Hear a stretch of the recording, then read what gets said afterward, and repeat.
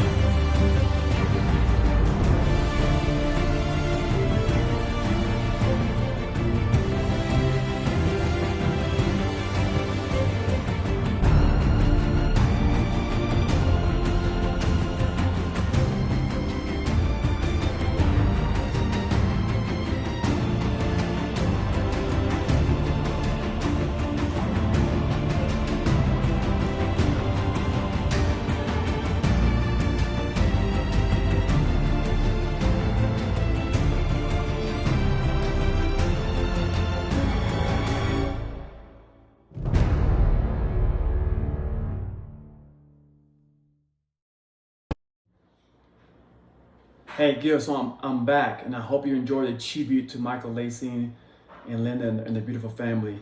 So I'm gonna go back and forth between screens so I can make sure I captured everything, and hope I took copious notes. But so day one, right? It was only a 2-hour drive from Fort Carson, Colorado, and the ride was therapeutic. And for those of you who follow social media and country specific Facebook links or LinkedIn, you always see pictures of like, hey, if you want counseling or therapeutic, just find dirt country road and just drive, and or solve all your problems. Man, there's some truth to that. Soon as the hardball stopped and I entered his ranch onto gravel road, it was a 30-minute drive to his ranch, and it was therapeutic. All gravel. I was able to see all types of land, terrain, different cattle, to include Texas Longhorn cattle, wild deer. It was great. But I arrived, and Michael Lacey was not there because he got hung up doing just ranch dude stuff, right? He got caught up, and I was able to meet him 30 minutes later. So I stayed at the house, met his wife and kids, and just stay at the cabin until he arrived. But during that time, I was able to just walk around his ranch and land And I was able to see his horses, his barn, his chicken, his little vegetable garden that he's trying to get started. It was just phenomenal. It was just great. And in the cabin I stayed in, I poked around and looked at all the books that he was reading. And he's a true intellectual. It's like anything else in life, right? If you really want to get good at something, it's all about sets and reps and education. So he had a lot of good books. And he had one book, and the books I saw, I'm going to pick up myself and read for myself just so I can get just as educated as Michael Lacey. So the books, right? So Stockmanship, the powerful tool for grazing land management, which I'm going to pick up. Holistic Management Handbook, by Jody Butterfield, and the art and science of shepherding, tapping the wisdom of the French herders. Great books, right? And another book about nourishment, right? What animals can teach us about discovering our nutritional wisdom. So these are all the books I'm gonna pick up because, he's a manager, right? So if I'm inspired to be like him, I should do things like him and other seasoned agricultural leaders. So this is some of the few books that I'm gonna pick up along with others from Soil Health Academy, Understanding Ag. But man, right? Great cabin, great source of books and his own and personal library. But once Mike arrived at the ranch with a trailer and a couple of his horses, it was just a cool thing to see. And I want to be part of that. I want to have that lifestyle, just not for me, but for my family, right? So we ate dinner with his lovely wife and 3 kids, and we started talking regenerative stuff in his office. And he also, he was able to talk intelligently about his ranch, and he illustrated progressively with a presentation that he built. And mind you, he is in charge with the incredible task of 40,000 acres. Not easy. And at the moment, he's doing it along with occasional help. He has truly made remarkable progress on his own accord.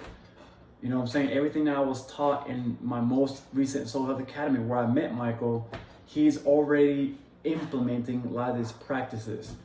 But like anything else, it takes time. Ranching and farming is a marathon, not a sprint, especially when you're trying to convert soils into its proper healthy state. And he's going to do it because he has the passion, he has the grit, and he has the drive. But he calls his ranch an island, and he's considered crazy amongst his other neighbors because all his neighbors, 11 or 12 neighbors that surround his 40,000 acres, still practice conventional farming or still has the philosophy of conventional practices. And he was able to show pictures of his neighbors and his and how different it is just from a year of rest or in creating purposeful and deliberate grazing and smaller paddocks, right? It was great. So that's all we did in day one, right? He obviously has a long way to go, but he's going to get there.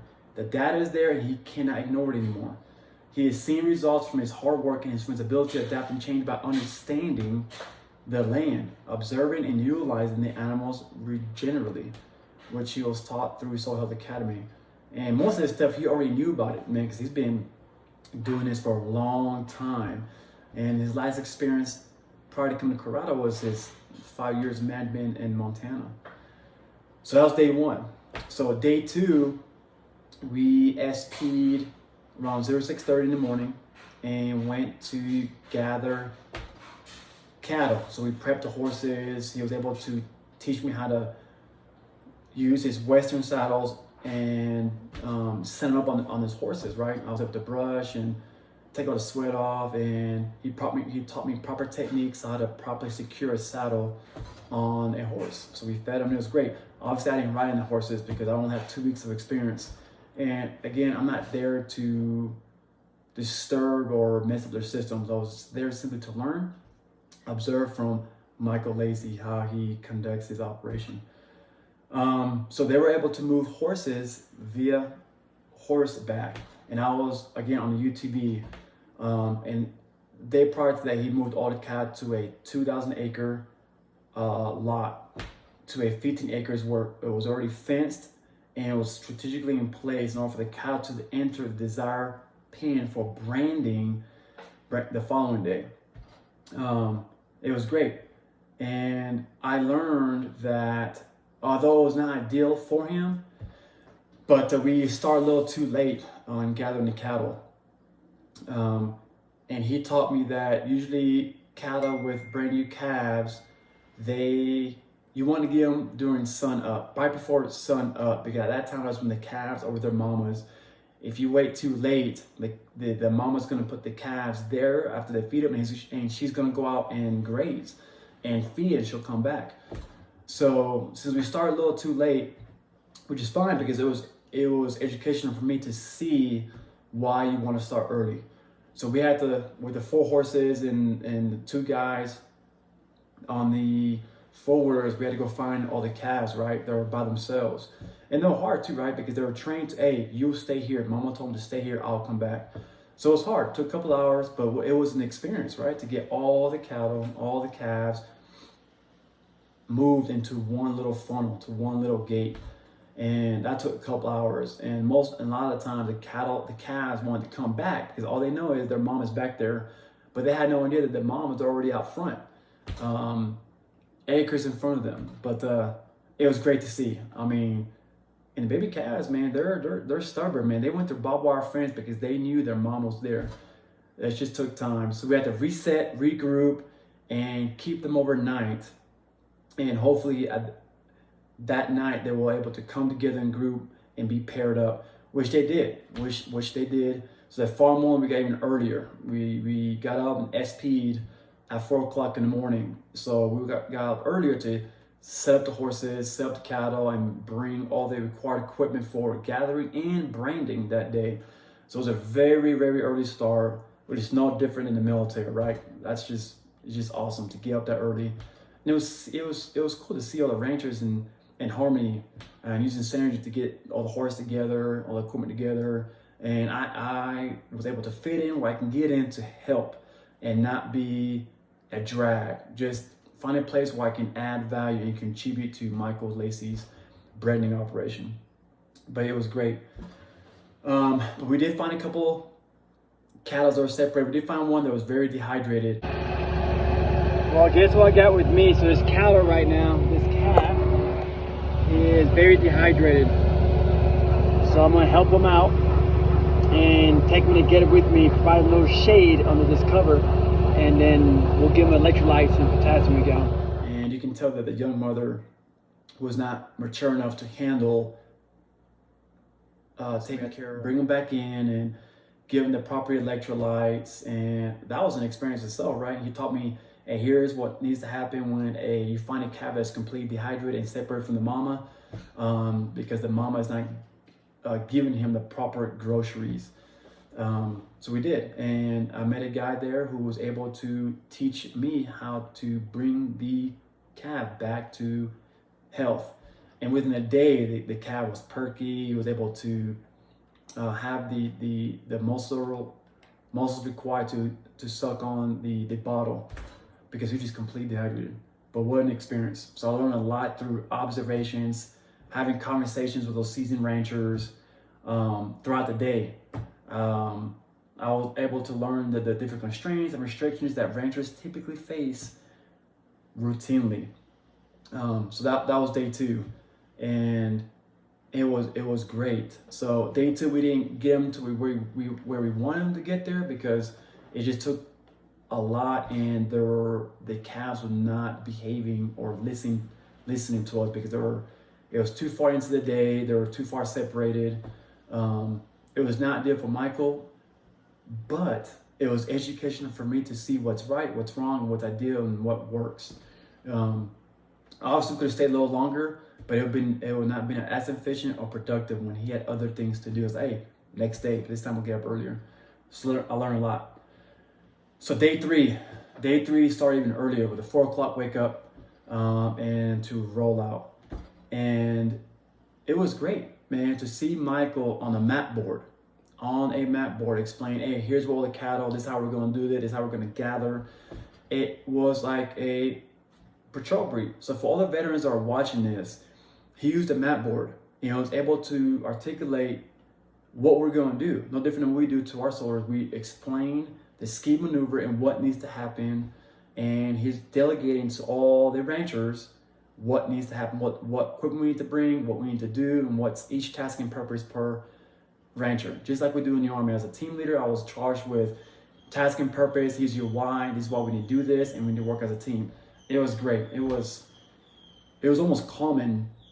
It was almost calming to see him on a map board with a map marker, just like we do as leaders, and explain to me and Justin and other ranchers, hey, what needs to happen and how far we're going to go out, how long is it going to take. And he explained that beautifully on 2 different map boards. It was great. So I learned during that day, there's different duties and responsibilities, and I was able to participate in every single one of them, from vaccinations to castrating to branding, and how to properly gather, right? And in Michael's future, he's willing to get away from medication and vaccinations. As far as by law, certain vaccinations found in Title 35 governing the importance of livestock and poultry in the state of Colorado in order to protect the domestic livestock and general public. So other than that, they are slowly implementing fully a regenerative practice that we learned from Soul Health Academy. So he's taking time. But it's great to learn how to vaccinate, how to medicate these calves. No different than us military leaders, right? We had to rely on our medics, how to properly hydrate, how to properly vaccinate, how to triage in case anything happens. But it was great. So ground crew is, they get the cattle, the rest of the cattle, lay them down safely so we can probably vaccinate and brand. And it's all done by the Cowboys, right? A lot of the Cowboys were on horseback and they're roping the cattle and they bring them to a designated area, dedicated area where the ground crew will wrestle the cattle safely, put them down so we can vaccinate, brand, and castrate all at the same time. Man, it seemed chaotic, but it was organized chaos. It was truly organized chaos. And the reason it was so wonderfully executed is because Michael Lacey did a great brief. And most of these ranchers been there, done that, already know what to expect. So everyone knew their place. It was like basketball, right? Empty spot, they go. It was just phenomenal. So I was able to castrate, that was an experience. I was able to brand, and I was able to vaccinate. And it was just a beautiful experience. And a lot of farmers, ranchers don't brand nowadays because there's no need to, because no one's stealing cattle or it's not necessary. But one thing I learned about branding is the community. It's a tradition that ranchers do to bring people together and work as ranchers and farmers to get these cattle where it needs to go, horseback, to brand them. It was great. It's no different than like as cavalryman to get our spurs, right? There's a 3-day event, vigorous physical event, demanding event to get to earn our spurs. And if you deploy as a cavalryman or a scout, you get your spurs. It was great. It's great community, great fellowship, great time to be together. So I think if I was able to manage a ranch, if branding was not necessary to keep track of our cattle, I think I'll still want to do it just because of the community it brings, the cohesiveness, the camaraderie within the rancher community. It was a great experience.